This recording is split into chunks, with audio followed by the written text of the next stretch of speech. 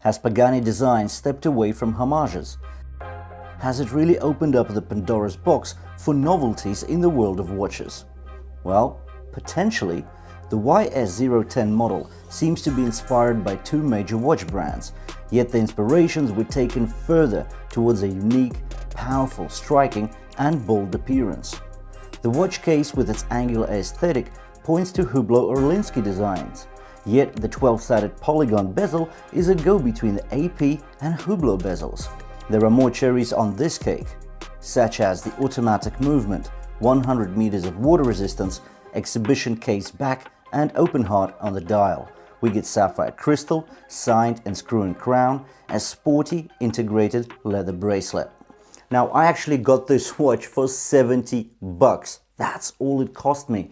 And considering the unique aesthetics, design, styling, features and functions of this watch, I think that's a very sharp price indeed. Now, there was also the blue dial, blue strap, but I decided to go for the classic, for the black, although this watch and classic just doesn't seem to match. This is a very striking and contemporary design. But anyways, $70, and I've left the link to the listing I got this watch from in the description below the video, so make sure to check it out if you're after a sharp price. Now, this review should be quite exciting. Well, I hope so. So without further ado, let's get into it.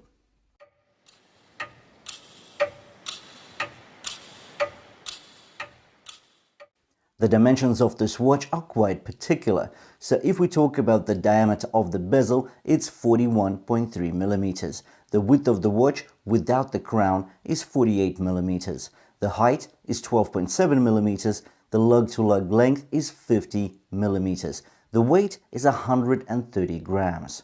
The lug-to-lug width is 35 millimeters, but considering we get an integrated bracelet, it's not quite relevant in this case.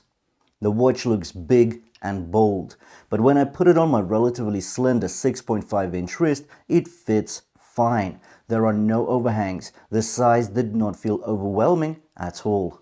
Now, if we look at the case profile, we can see the angular lugs. They slant down quite aggressively, but also ensuring that even the slender wrists get to enjoy this design. The multitude of facets are there in the flanks as well. The muscular frame is wide at the bottom where it lies on the wrist and then slants inwards to build up in a pyramid fashion all the way up to the crystal. The transition from the case walls to the top of the case is not styled in the usual way, by means of a single bevel. Here the transition occurs by way of a myriad of slanted chamfers and bevels. As a result, there are hardly any 90-degree angles on the case, no sharp edges on the case too. Yet all edges look crisp and well defined. The case gets a very fine brushed look across all facets, yet due to the multitude of angles, the tremendous play of light makes the case look polished in some instances. Yet some high gloss polish is actually applied, but it's only applied in two places, the chamfer of the fixed 12-sided bezel and the crown tip. The top of the bezel is decorated with 6 screws. The vertical brushing on the bezel is slightly more rough than on the rest of the case. This creates distinctive layering of the case and emphasizes the sporty nature of the watch. On the right we get a guarded signed and larger than average screw-in crown. It's signed on the tip with the brand logo and gets deep threading that befits the muscular and sculpted profile of the watch. On the underside we have a slab of stainless steel that is almost square. It's also angled on the lugs to follow the natural shape of the wrist, sort of curving around it. In the center we get an exhibition back. Unfortunately it is not sapphire, hence no sapphire sandwich here.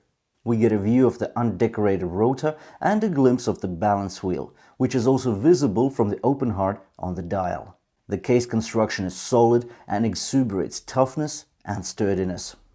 The integrated strap is another article to discuss and enjoy. Firstly, by integrated I do mean fully integrated. The strap is amalgamated into the lugs and is held by 2 screws at each side. Strap colors follow the dial colors. Since I have the black dial, the strap is also black. On the outer side, the material resembles a tightly applied canvas. It gets black stitching on the edges. while on the inner side, the strap is soft and rich due to the full-bodied quality grain leather. The strap is signed and stitched on the inside as well. We get a buckle clasp. It's a milled solid-looking piece that is signed, and I get reminiscence of a Panerai-inspired buckle look. In regards to the crystal, we get sapphire glass here, and that is great. It is actually a flat slab of glass sitting on top of the bezel here, and it's a hairline above the bezel. Now, I can't see any severe reflections here, but I couldn't find any reference to anti-glare or anti-reflective coating, so we're just gonna have to assume that there's none applied here. The dial is so rich in detail, complexity, and quality. The dial is unique and textured with a square pattern. The dial has depth, and hence we get a visual 3D pop. All indices are applied. There are 12 buttons depicting the 12 hours. The 12, 3, 6 and 9 o'clock buttons are wider and shorter. There's lume applied to all indices, and they are edged in gunmetal chrome. The minute rack is applied around the perimeter under the reflective rehaut. An interesting feature of the dial, apart from the open heart and other niceties, is that there are no numerals here, except for the 24-hour subdial's markings. But these are rather small and they don't grab the attention. The only other text applied represents the brand name, specs and other designation text. But it is rather minimal and the dial still looks very open. The open heart is placed at the 9 o'clock position. Through the aperture you can visualize the balance wheel and its oscillating behavior. Now usually I'm not a fan of classic watches and open hearts, but here the open heart is partly covered by the 24-hour subdial, sitting between the 10 and 11 o'clock. So in a way we have a multi-layered dial here. So the 24-hour subdial actually sits on top of the open heart. Considering the complexity and texture of the dial, the hands don't cover nor disguise it because of skeleton styling.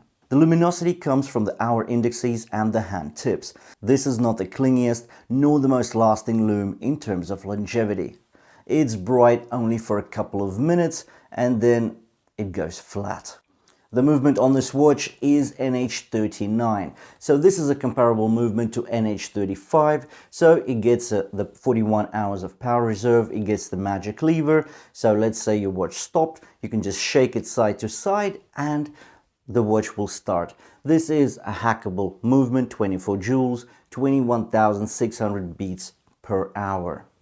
Now, the NH39 is actually used more in the open heart watches. You will also notice that there is no date complication here. There is no date window. To summarize, $70 for a very unique piece. I think it's not much to pay, considering the nice materials here, sapphire glass, 100 meters water resistance, integrated bracelet, which is actually real leather. It doesn't feel cardboardy. On the underside, it's just so rich, so nice, soft. It's really good leather. And on the outside, it's got this canvas material. It's really nice. It feels quality and it doesn't look bling, considering it's a black strap and still it gets the black stitching on the outside. I think that's a nice, classy touch. What I really enjoy about this watch as well is that my wrist is only 6.5 inches. And this is a big watch. This is a big boy. And yet on my wrist, it looks fine. And all due to these curved lugs, these slanting down lugs. It's just, yeah, it's great. And considering, of course, we get an open back, we get an open heart, this is an interesting watch. It's got elements of sportiness, a bit of boldness, striking, and at the same time it's got those nice luxurious things to it that make it quite a interesting watch. So as I mentioned, $70. The link to the listing I got this watch from is in the description below the video, so make sure to check it out. Well, thanks for watching this review of the Pagani design YS010. If you did enjoy it, drop me a like. If you want to see more of the same, you know what to do. Please hit the red subscribe button below the video, and I'll see you in the next one.